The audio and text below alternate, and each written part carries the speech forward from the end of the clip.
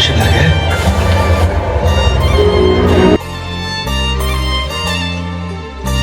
நம்ம கல்யாணம் பண்ணிக்கலாமா?